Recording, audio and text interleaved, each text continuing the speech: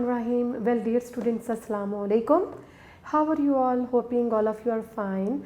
And at the same time, you are availing this opportunity of getting benefit out of the online classes which we have arranged to facilitate you so that you could continue your further studies with zeal and zest. So, beta, keep on revising your lesson each day.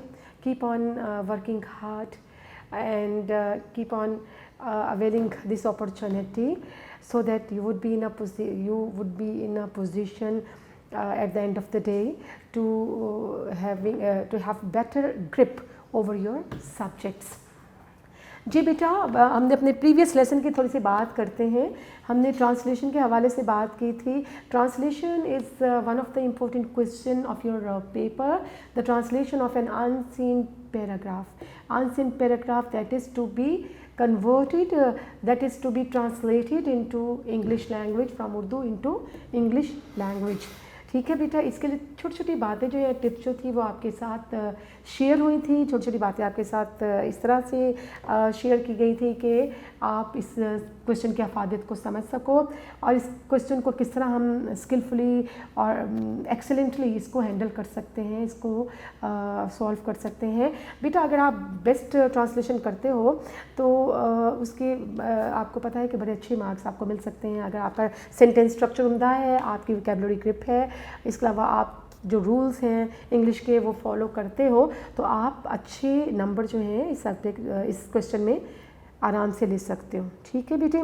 इसके अलावा एक अहम चीज़, आप grammar में idioms भी कर रहे हो.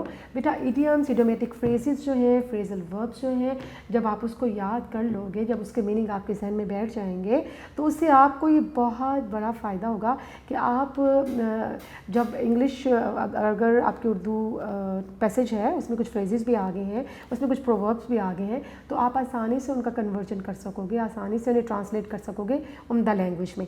ठीक है, फिगरेटिव लैंग्वेज में, मेटाफोरिकल लैंग्वेज में आप उसको ट्रांसलेट कर सकोगे, तो वो आपके लिए ज़्यादा वेटी हो जाएगा आपका पैसेज और अच्छे नंबर आपके लिए आ जाएंगे. बेटी, हम लोग बात करते हैं टेंस की और मैंने आपको टेंसेस के बारे में बताया और उसको एलेबोरेट किया गया कि how each tense is further divided into 4 sub tenses. तो सब टेंसेस की बात हम कर रहे थे, वो भी लिखे गए. आज थोड़ा सा गो थ्रू कर लेते हैं प्रेजेंट इंडेफिनिट को, कि प्रेजेंट इंडेफिनिट का एक्टिव वॉइस देखते हैं और इसका पैसिव वॉइस देखते हैं. तो यहाँ मैं लिख देती हूँ present indefinite tense. Present indefinite tense क्या है जो प्रेजेंट इंडेफिनिट टेंस? हम यहाँ लिखते हैं it shows constant practice, constant practice, routine activity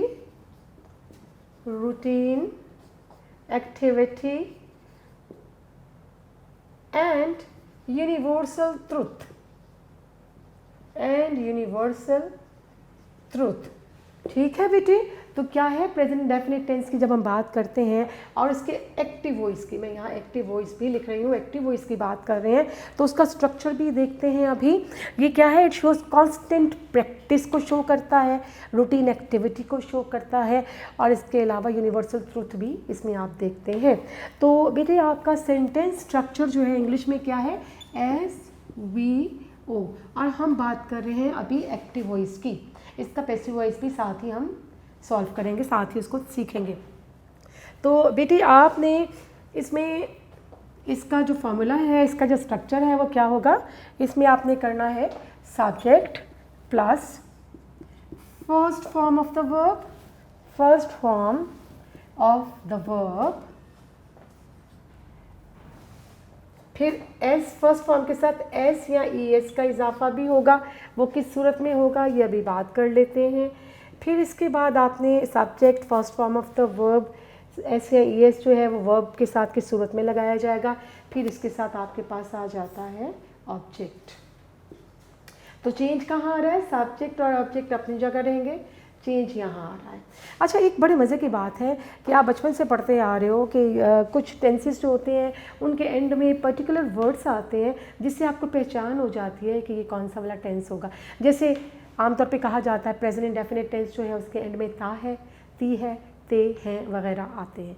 तो जब ये सेंटेंस के आखिर में लफ्ज़ मौजूद है तो आपको पता चल जाता है कि ये आराम से आप ट्रेस करते हो कि ये प्रेजेंट इंडेफिनिट टेंस है। और मैंने लिख दिया कि कांस्टेंट प्रैक्टिस, रूटीन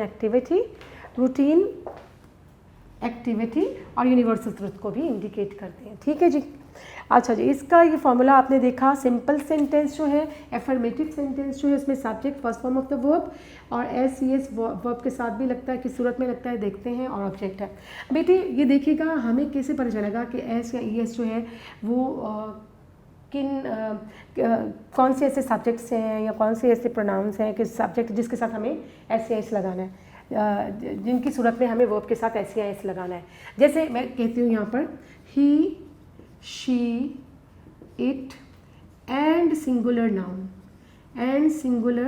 नाउन, इनके साथ क्या करते हैं हम, इनके साथ हम एस या ई एस का जो आपकी first form of the verb है, जब उसमें आपका सब्जेक्ट ही, शी, इट या कोई सिंगुलर नाउन है तो आप एस या ई एस जो है उसके साथ लगाएंगे।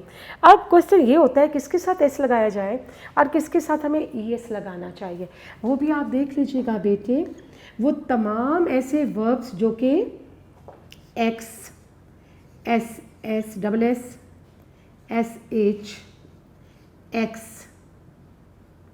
सी एच, 1 2 3 4 5 जी बेटे, वो तमाम ऐसे वर्ब्स जिनके एंड में ये लेटर्स आते हैं, एक्स, यहाँ ओ लिखती हूँ मैं, O, X, S S, S H, O, C H आता है।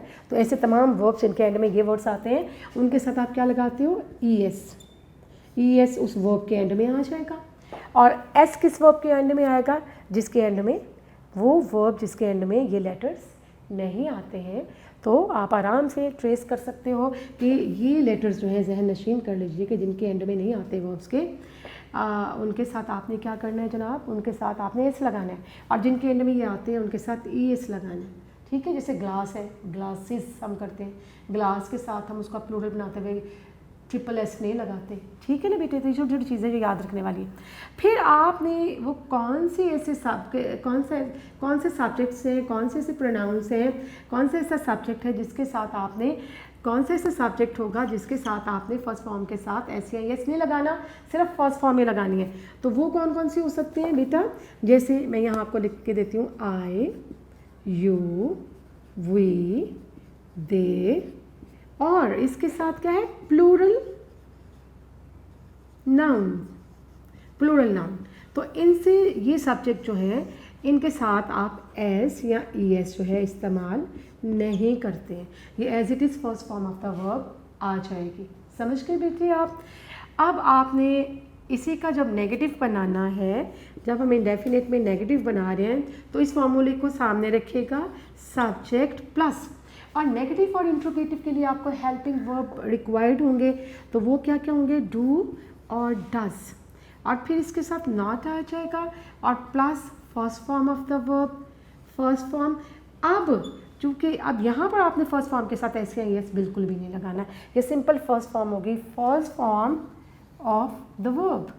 फिर इसके साथ आप लगाएंगे ऑब्जेक्ट, आपका ऑब्जेक्ट आ जाएगा। ठीक है बेटे।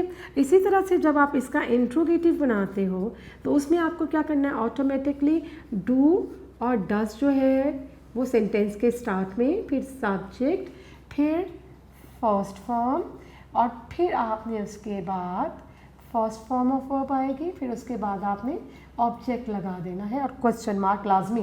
क्वेश्चन मार्क अगर आप नहीं लगाते हो तो उसका भी नंबर कट जाता है, आपका हाफ नंबर बाज़ दफ़ा कट जाता है। बेटे ये देखिएगा, अब इसी को आपने, एक तो नेगेटिव सेंटेंस हो गया, एक सिंपल सेंटेंस हो गया, एक इंट्रोगेटिव हो गया, एक डबल क्वेश्चन स्टेटमेंट होती है। ये तो सिंगल क्वेश्चन वर्ड है, डू और डज सिंगल क्वेश्चन वर्ड है। डबल क्वेश्चन क्या होता है, WH फैमिली वर्ड्स होते हैं, जिसे हम WH फैमिली वर्ड्स, ये डबल क्वेश्चन स्टेटमेंट में आते हैं। वो कौन कौन से वर्ड हैं, आपने देखा वो वर्ड होते हैं, W से शुरू हो रहे हैं, why, when, where, how, etc. WH family. ठीक है जी। तो जब आपके पास डबल क्वेश्चन वर्ड स्टेटमेंट आ गई है, डबल क्वेश्चन वर्ड यानी कि ये वर्ड भी आ गया इनमें से कोई WH फैमिली वाला और यहाँ से भी आ गया, तो क्या करना है, क्वेश्चन स्टेटमेंट तो वैसे ही रहेगी जो इस यहाँ पर आपके पास जो फॉर्मूला डिस्कस हुआ है। हाँ, ये जो क्वेश्चन वर्ड है, डबल क्वेश्चन वर्ड के सूरत में WH फैमिली वर्ड जो है वो स्टार्ट में आ जाएगा। सपोज मैं वाई ले लेती हूँ, वाई के बाद फिर यहाँ से वैसे ही जैसे क्वेश्चन स्टेटमेंट आपको दी है, डू डज है, फिर सब्जेक्ट है, फिर फर्स्ट फॉर्म है और फिर आपके पास ऑब्जेक्ट है और क्वेश्चन मार्क आ जाएगा। ठीक है बेटे, इन चीज़ों को आपने याद रखना है। और यहाँ एक और, ये आपको चीज़ें यकीनी तौर पे बहुत से बच्चों को आती हैं, बहुत से बच्चे जो है उनके जहन से निकल भी गई होंगी, आप इसको गो थ्रू कर लीजिएगा एक दफ़ा। बेटे ये डू और डज जो है वो किसके साथ आएगा, नेगेटिव में, इंट्रोगेटिव में, ये किस तरह से पता चलेगा। देखो जैसे मैंने आपको ये यहाँ पर टेबल बना के दिया छोटा सा कि SCIS जो है ये इन वाले सब्जेक्ट्स के साथ या प्रोनाउंस के साथ है और जिनके साथ SCIS नहीं लगता वो ये हैं। तो बेटा डू जो है वो इस कैटेगरी में आएंगे, आई, यू, वी, दे और प्लूरल नाउन के साथ आप डू इस्तेमाल करेंगे और he, she, it and singular noun के साथ आप क्या करेंगे, डज इस्तेमाल करेंगे। कब, जब आप नेगेटिव बना रहे हो और जब आप इंट्रोगेटिव बना रहे हो। ठीक है बेटे, ये आपका इंडेफिनिट टेंस हो गया। एक दफ़ा फिर देख लीजिएगा, it shows constant practice, routine activity and universal truth. और simple sentence, affirmative sentence, subject first form of the verb और वर्ब के साथ SCIS की सूरत में लगेगा, वो नीचे लिख दिया और ऑब्जेक्ट बना दिया इसका। फिर negative, subject plus do does not है, plus first form of the verb है, प्लस ऑब्जेक्ट है और प्लस यहाँ पर फुल स्टॉप भी आना चाहिए। फिर इंट्रोगेटिव में do does, subject, first form of the verb plus object और क्वेश्चन मार्क। और WH फैमिली वर्ड्स जो हैं वो कब आएंगे, जब डबल क्वेश्चन स्टेटमेंट होगी, क्या, क्यों, कैसे, ये अल्फाज स्टार्ट में आ जाएंगे WH फैमिली। तो आपने ये जो हेल्पिंग वर्ब है, सिंगल हेल्पिंग वर्ब जो है जिससे इंट्रोगेटिव बनाया है आपने, इससे भी पहले ये डबल जो WH फैमिली वर्ड है वो आपने इंसर्ट कर देना है। ठीक है, छोटी सी इसकी एग्जांपल्स जो हैं वो ले लेते हैं, मैं इसको अरेज कर रही हूँ। छोटी सी इसकी एग्जांपल्स जो हैं वो भी डिस्कस कर लेते हैं। और एग्जांपल्स जो है ये मैं आपको एक्टिवाइज करवा रही हूँ और एक्टिवाइज की एग्जांपल्स जो है हम इसी फॉर्मूले को सामने रखते हुए उन एग्जांपल्स को सॉल्व करेंगे।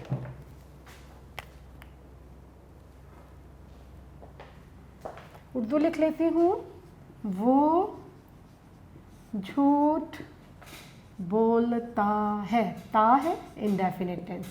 फिर मैं देखती हूँ, मैं खाना खाता हूँ। ठीक है बेटे, वो झूठ बोलता है, झूठ बोलना क्या होगा, टू टेल अ लाई। तो हम कह सकते हैं कि ही टेल्स अ लाई। और tell first form of subject, verb और ये उसका अलाई ऑब्जेक्ट। बेटे tell a lie, basically tell a lie का मतलब झूठ बोलना। और यहाँ देखिएगा कि हमने एस इस्तेमाल किया है क्योंकि मैंने बताया था ही, शी, इट और सिंगुलर नाउन के साथ आपने SCIS लगाना है। और ES की सूरत में था, वो आपको 5 वर्ड्स लेटर्स दिए थे, कुछ आपको एक छोटी सी टेबल दी थी कि उसको याद कर लीजिएगा, उनके साथ ES है। ठीक है, इसके बाद बेटे इसी का अगर हम नेगेटिव बनाते हैं तो नेगेटिव जुमला कैसे बनेगा, ही और ही जो है अपने साथ डज लेगा, ही डज नॉट, और फिर टेल के साथ SCIS नहीं लगेगा क्योंकि हमने यहाँ ES लगा दिया। He does not tell a lie. और इसका इंट्रोगेटिव बनाते हैं तो क्या आ जाएगा, does he tell a lie. और जब हम इसका डबल क्वेश्चन स्टेटमेंट बनाते हैं तो मैं कर सकती हूँ, why does he tell a lie, again question mark. ठीक हो गया बेटे। इसी तरह से ये आपने किसका किया, ये वो झूठ बोलता है कि he tells a lie, he doesn't tell a lie, और does he tell a lie, why does he tell a lie. इस तरह से है, मैं खाना खाता हूँ तो क्या आएगा, आई ईट फूड। और आई, यू, दे, वी। और प्लूरल नाउन्स के साथ हमने देखा था कि आपने ऐसे यस जो है वर्ब के साथ इंसर्ट नहीं करना है, तो लिहाजा मैंने आई ईट्स नहीं लिखा क्योंकि वो तो गलत हो जाएगा। तो आई और first form I eat food, और इसी का नेगेटिव बनाएंगे तो आई जो है वो अपने साथ चूँकि ऐसे यस नहीं लेता है तो लिहाजा यहाँ पर डज भी नहीं लेगा, डू लेगा। तो आई, यू, वी, दे, और प्लूरल नाउन जो है वो अपने साथ डू लेंगे हेल्पिंग वर्ब के तौर पर। तो मैं खाना नहीं खाता, I do not eat food, full stop. फिर है क्या मैं खाना खाता हूँ, तो डू आई ईट फूड। फिर मैं WH फैमिली का एक वर्ड ले लेती हूँ, जैसे मैं खाना क्यों खाता हूँ, तो मैं लिख सकती हूँ why do I eat food. बेटे एक और बड़ी अहम बात है जो मैंने अक्सर देखा है, बच्चे गलती कर जाते हैं और मैं उसे मेजर मिस्टेक ही कहती हूँ कि बच्चे जब डबल क्वेश्चन वर्ड आ जाता है तो WH फैमिली वर्ड यहाँ लिखते हैं स्टार्ट में, उसके फ़ौरन बाद सब्जेक्ट लिखते हैं और वो समझते हैं ये करेक्ट सेंटेंस है। करेक्ट सेंटेंस वो इस तरह बनाते हैं why I do eat food. नहीं बेटे गलत है, क्योंकि क्वेश्चन वर्ड जो है बहरहाल दोनों क्वेश्चन वर्ड जो है वो बाहर आएंगे और फिर ही वो क्वेश्चन स्टेटमेंट बनेगी और रेस्ट ऑफ द सेंटेंस जो है वो फिर आपको आगे लेकर चलना है। ठीक है बेटे, आपने देख लिया दो एग्जाम्पल्स जो है, मैं यहाँ एग्जाम्पल्स में लिख देती हूँ। ये आपने किसकी एग्जाम्पल्स लिखी है, प्रेजेंट इंडेफिनिट टेंस, और प्रेजेंट इंडेफिनिट में हमने किया एक्टिव वॉइस। अब थोड़ा सा हम पैसिव वॉइस की तरफ आते हैं, इसको मैं रेज करती हूँ और आपको पैसिव वॉइस जो है उसके हवाले से लिख के देती हूँ कि उसका फार्मूला जो है वो क्या होगा। पैसिव वॉइस की स्टेटमेंट तो यही रहेगी कि it shows constant practice and routine activity और यूनिवर्सल ट्रुथ, लेकिन उर्दू की भी पहचान ऐसे ही रहेगी जैसे मैंने आपको बताया कि जुमले के आखिर में ता है, ती है और ते हैं वगैरह आते हैं। हाँ, इंग्लिश में कन्वर्जन जब आप इसका करते हैं तो अब इसका स्ट्रक्चर जो है वो थोड़ा सा फार्मूला चेंज हो जाएगा और उसको आपने किस तरह से करना है सॉल्व। इसमें आप सबसे पहले देखें, चूँकि इसमें सब्जेक्ट जो है वो मिसिंग होता है। जी बेटा, बात हो रही है प्रेजेंट इंडेफिनिट टेंस का, हमने एक्टिव वॉइस किया, प्रेजेंट इंडेफिनिट का पैसिव वॉइस करते हैं। पैसिव वॉइस में क्या है बेटा, अभी आपसे बात हुई थी कि एंड उर्दू के जो जुमलों के आखिर में ता है, ती है, ते हैं वगैरह आते हैं, और इंग्लिश की जो आपको इसकी डेफिनेशन दे दी कि it shows constant routine, constant practice और routine activity and similarly it shows universal truth. तो बेटा देखते हैं कि इसके पैसिव वॉइस में क्या हो जाता है। पैसिव वॉइस में आपको ये कहा था कि अक्सर फाइल जो है सब्जेक्ट जो है वो मौजूद नहीं होता है, सब्जेक्ट मौजूद नहीं होता है। तो उसका फॉर्मूला कुछ इस तरह से लगता है, object plus helping verb plus third form of the verb plus by plus S. और चूँकि अक्सर फ़िक्रों में बेटे आपको बताया कि ट्रांसलेशन के फ़िक्रों में सब्जेक्ट मौजूद नहीं होता है, वो तो जब हम ग्रामर का एक पर्टिकुलर टॉपिक करते हैं एक्टिव वॉइस पैसिव वॉइस, तो जुमले वो सिलेक्ट होते हैं जो कि ट्रांजिटिव हैं, जिसमें सब्जेक्ट भी है, जिसमें ऑब्जेक्ट भी है। तो हम क्या करते हैं बेटे, ऑब्जेक्ट है और हेल्पिंग वर्ब इसके होंगे इज़, एम, आर, और इसमें third form of the verb इस्तेमाल होगी। और अगर इसमें सब्जेक्ट है तो क्या होगा, जुमला तो आपका ऑब्जेक्ट से ही स्टार्ट होगा। और आप देखते हैं ना, जब आपने एक्टिव वॉइस पैसिव वॉइस किया था कि ऑब्जेक्ट सब्जेक्ट बन जाता है, सब्जेक्ट ऑब्जेक्ट में चला जाता है। तो यहाँ पर अगर तो इसमें मौजूद है तो बाय, और ये एस जो है, ये एस जो है इसका ऑब्जेक्टिव केस आ जाएगा, यानी जो सब्जेक्ट यहाँ आ जाएगा ना उसका ऑब्जेक्टिव केस यहाँ पर लगाएंगे। ठीक है जी, लेकिन आपकी ट्रांसलेशन में मोस्टली सब्जेक्ट मौजूद नहीं होता, ऑब्जेक्ट है, हेल्पिंग वर्ब है, third form of the verb है, रेस्ट ऑफ द सेंटेंस है। तो हम इसके थोड़े से जुमले जो है प्रैक्टिस करते हैं। इसमें ये भी देख लें कि इसका नेगेटिव कैसे बनेगा, object plus helping verb plus not plus third form of the verb है और प्लस ये आपने क्या किया था, आपने बाय प्लस सब्जेक्ट। जी बेटे, इसी को जब आप, ये आपका नेगेटिव हो गया, इसी को जब आप इंट्रोगेटिव में करते हैं तो आपका helping verb is am are जो है, हेल्पिंग वर्ब है, ये बाहर आ गया, ऑब्जेक्ट आ गया, थर्ड फॉर्म आ गई, third form of the verb,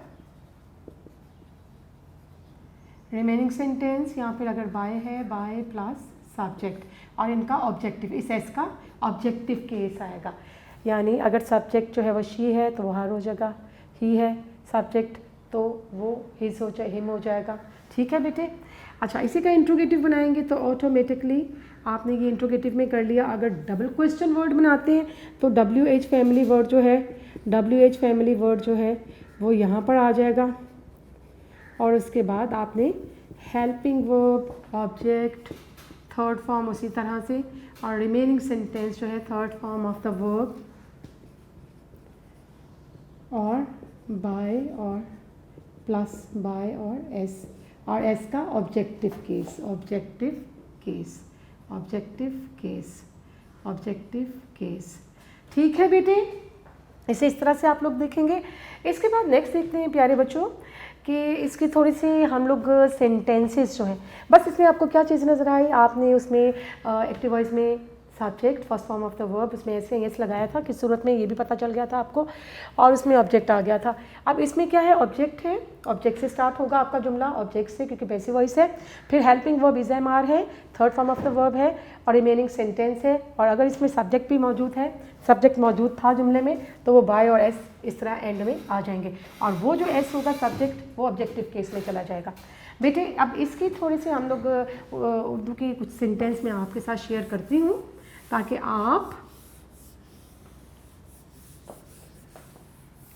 आप उसको ट्रांसलेट कर सकें। जी बेटे, आपके पास है कि मुझे हर रोज़, आपके पास जुमला है मुझे हर रोज़ अंग्रेज़ी पढ़ाई जाती है, एक रूटीन एक्टिविटी है। ठीक है जी, मुझे हर रोज़ अंग्रेज़ी पढ़ाई जाती है, आपका प्रेजेंट इंडेफिनिट टेंस है तो जाती है, पता चल रहा है कि आपको प्रेजेंट इंडेफिनिट टेंस है, और इसमें सब्जेक्ट मौजूद नहीं है कि आपको कौन अंग्रेज़ी पढ़ा रहा है, रूटीन में कौन पढ़ाता है, बस पढ़ाई जाती है आपको अंग्रेज़ी, मुझे हर रोज़ अंग्रेज़ी पढ़ाई जाती है, पैसिव वॉइस है, इसका सब्जेक्ट मौजूद नहीं है, तो आप करेंगे object I am taught English daily, I am taught English daily, मुझे हर रोज़ अंग्रेज़ी पढ़ाई जाती है, इज एम आर आ गया, third form of the verb आ गई। ठीक है जनाब, ये प्रेजेंट इंडेफिनिट का ही पैसिव वॉइस है। इसके बाद मैं आपके साथ जुमला शेयर करती हूँ, शरारती लड़कों को सज़ा दी जाती है, शरारती लड़कों को सज़ा दी जाती है। जी बेटे, अब इसको हम लोग ट्रांसलेट करते हैं, शरारती लड़कों को सज़ा दी जाती है, तो यहाँ पर ऑब्जेक्ट क्या है, द नॉटी बॉयज़। यहाँ पर कौन सज़ा दे रहा है इसका जिक्र नहीं है, इससे हमें क्लियर हो जाता है कि ये एक्टिव वॉइस नहीं है, शरारती लड़कों को कोई सज़ा दे रहा है, वो सब्जेक्ट मौजूद नहीं है, तो क्या ऑब्जेक्ट आ गया, द नॉटी बॉयज़, और चूँकि प्लूरल आपके पास नाउन जो है प्लूरल नाउन है तो आर आ जाएगा, the naughty boys are punished. ठीक है बेटी, फुल स्टॉप। इस तरह से आपने पैसिव वॉइस जो है उसको कन्वर्ट करना है, जिसका सब्जेक्ट मिसिंग है और उसमें क्या है, ऑब्जेक्ट से स्टार्ट हो रहा है सेंटेंस आपका, is am are helping verb है और third form of the verb इसके साथ आएगी। बेटे इसके बाद नेक्स्ट टेंस की जानिब चलते हैं, चूँकि ये चीज़ें सब हमने गो थ्रू करना है अपनी ट्रांसलेशन एक्सरसाइजेस करने से पहले, तो हम लोग देख लेते हैं कि नेक्स्ट जो है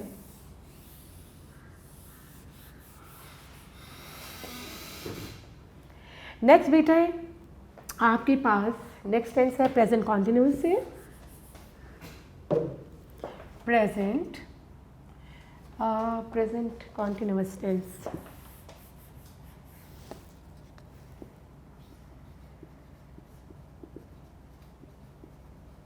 और इसका भी we will do active voice first of all. इसके बेटा ये हमें सेंटेंस क्या दिखाते हैं, it shows the activity which is continued in present. ठीक है, it shows action that is continuing in the present, it shows action, it shows an action that is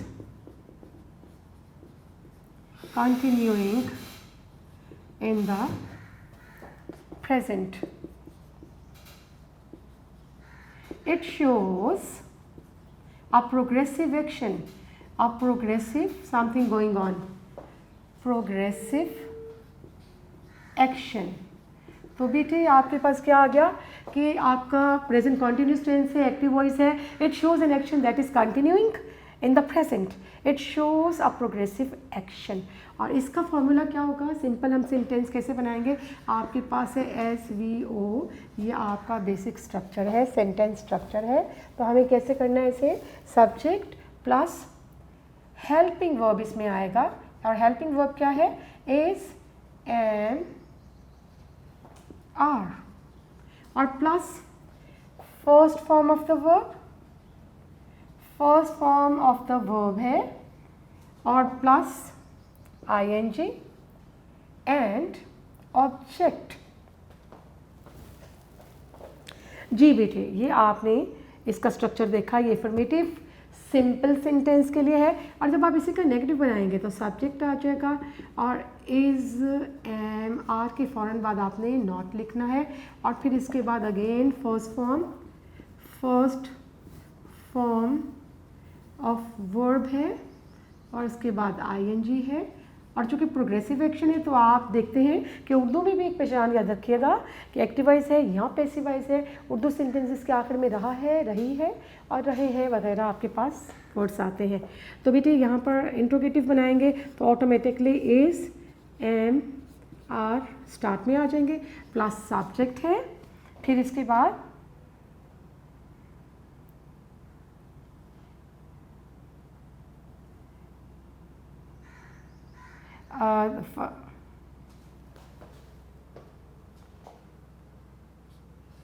first form of the verb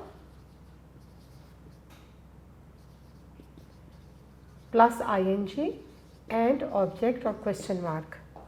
और जब आपने इसका double question statement बनाना है तो WH family words आपके start में आ जाएंगे. वो क्या है? When, why, where, whom, who, how. तो बेटे इसके बाद सारी स्टेटमेंट आपकी, ये जो क्वेश्चन स्टेटमेंट आपने बनाई है, ये एज इट इज़ रहेगी. ठीक है बेटे.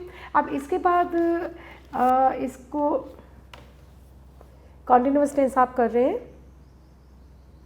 तो बेटे इसकी हम लोग कर लेते हैं थोड़ी सी एग्जाम्पल्स ले लेते हैं. एग्जाम्पल्स आपके पास आ रही हैं.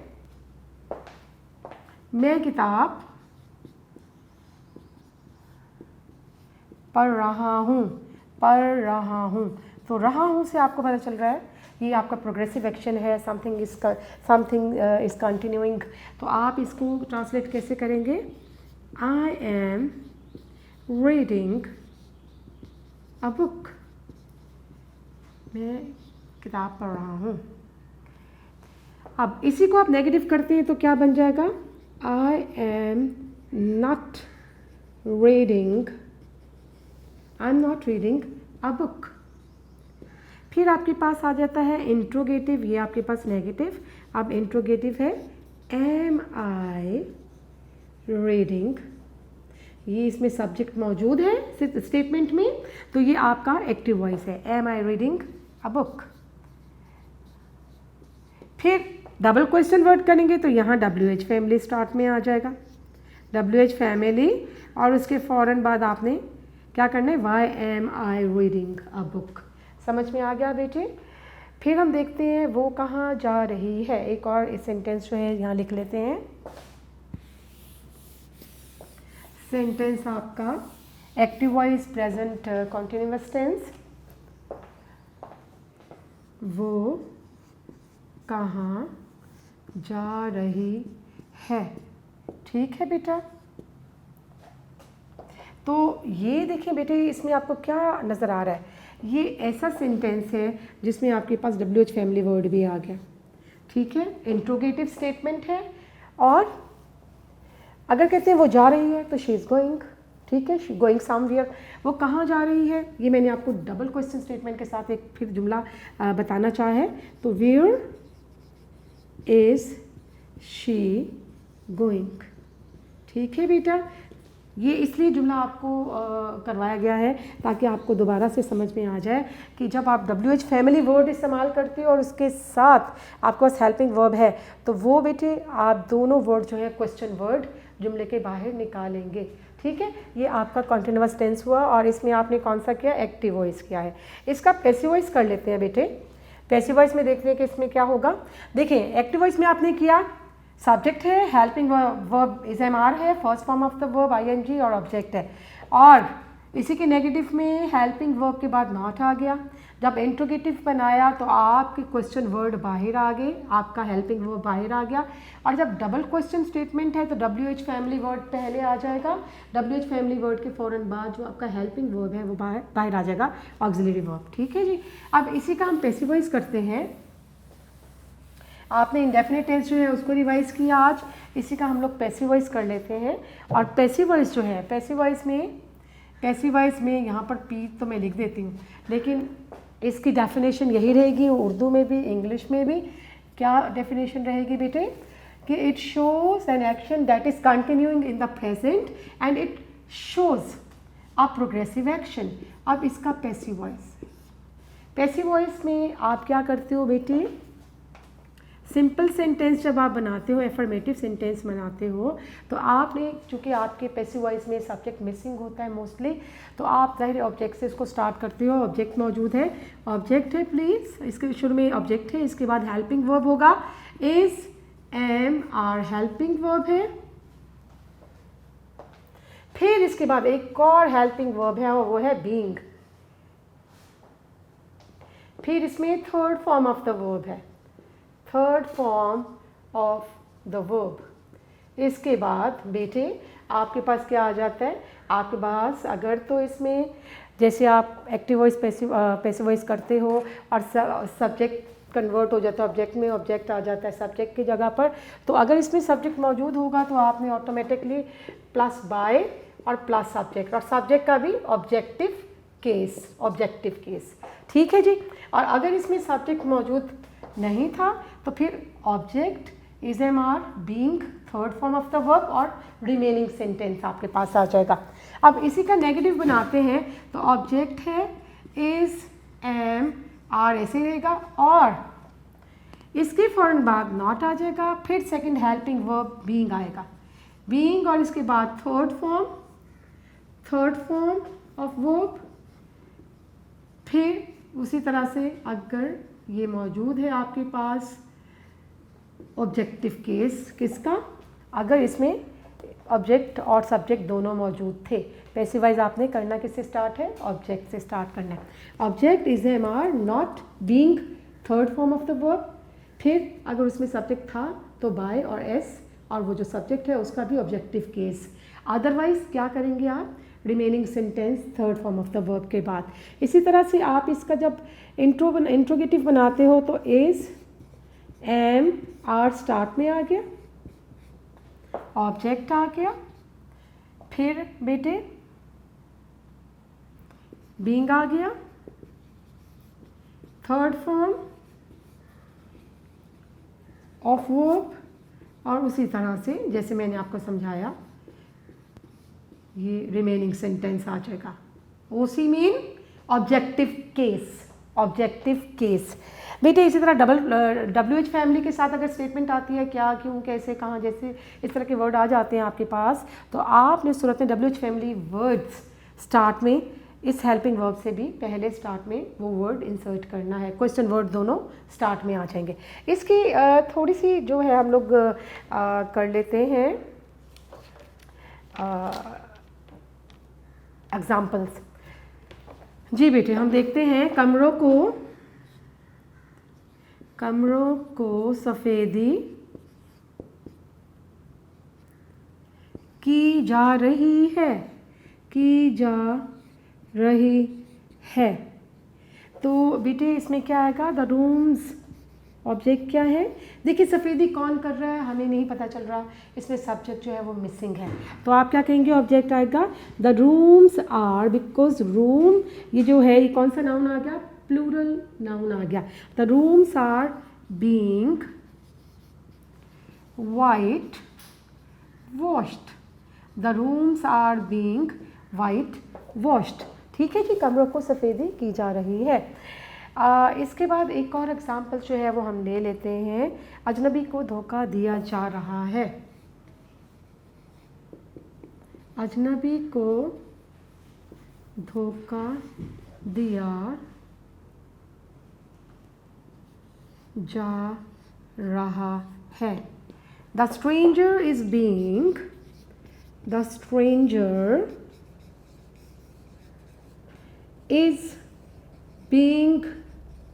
deceived। The stranger is being deceived। तो बेटे इसमें आपको क्या फ़र्क नज़र आया? एक्टिव वॉइस में is am are first form ING, is am are first form ING, और यहाँ पर क्या है? ऑब्जेक्ट है, इज एम आर तो है, उनके साथ एक और हेल्पिंग वर्ब आपके पास आ गया बीइंग, और फिर उसके बाद आपके पास क्या चीज़ आ रही है? उसके बाद आप third form of the verb जो है वो इस्तेमाल कर रहे हो।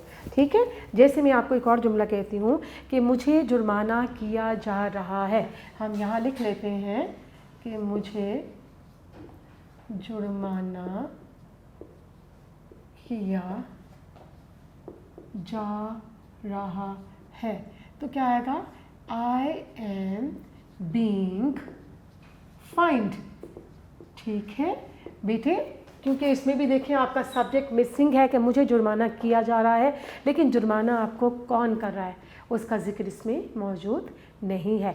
तो इसलिए आप क्या कहेंगे? इसमें जब सब्जेक्ट मौजूद नहीं है तो पैसिव वॉइस है, रहा है भी नज़र आ गया तो प्रोग्रेसिव एक्शन है, कॉन्टीन्यूस है, कॉन्टीन्यूस टेंस है।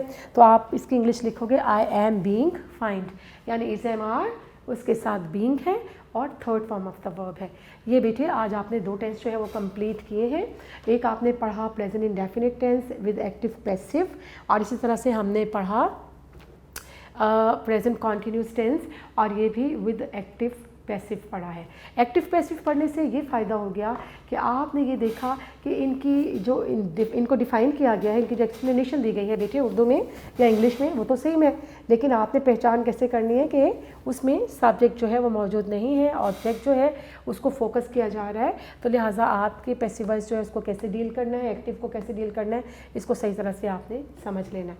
ठीक है बेटे, अभी इस तरह से है कि नेक्स्ट लेक्चर में इंशाल्लाह मेरी कोशिश ये है कि आपको हम थोड़ा सा ग्रामर वर्क कंटिन्यू रखेंगे, और ग्रामर वर्क में अभी जो प्रेजेंट डेफिनेट के रिमेनिंग दो टेंस हैं, परफेक्ट टेंस है, परफेक्ट कॉन्टीन्यूस टेंस है, ये दोनों टेंसेज हम करेंगे, और थोड़े से इडियम्स जो हैं उनको भी आगे लेके चलेंगे कि इडियम्स हमने कहाँ तक किए हैं, क्योंकि मैं चाह रही हूँ कि थोड़ी सी ग्रामर जो है आपको करवा दी जाए, फिर उसके बाद जो हम टेक्स्ट की तरफ लौटते हैं। तो अभी टेक्स्ट में थोड़ा सा गैप डालेंगे और ग्रामर वर्क की तरफ चलेंगे। ठीक है बेटा, here comes an end to our today's lecture, and before we end, a short message of the day, I would like to share something with you people. Beta, that is all about optimism. Optimism, basically it is optimism is a Latin word which has come basically from Latin, and the word in Latin is optimus, and optimus mean the best. It means that an optimistic person, a person who remains hopeful, a person who is in a habit of looking at the brighter aspects of the things, he finds out the ready or the best solutions in all the situations. He never gets disheartened, he never loses hope, rather he finds a ray of hope in all the things. So that is why we need to be very much positive, we need to be very much optimistic, because optimism, you know beta, it strengthens our immune system, and it also increases our physical capabilities, or it removes, rather to say, it removes our physical stress. So that is why again I would recommend that all of you, all of us need to be optimistic, and we should be ever hopeful whatever the situation is faced by us. ठीक है बेटा, अपना बहुत ज़्यादा ख्याल रखिएगा, और keep on revising, keep on practising all the things which are being taught to you, which are being shared with you through this lectures. ठीक है, अपना बहुत ज़्यादा ख्याल रखिएगा। Thank you very much. अल्लाह हाफिज़ बेटे।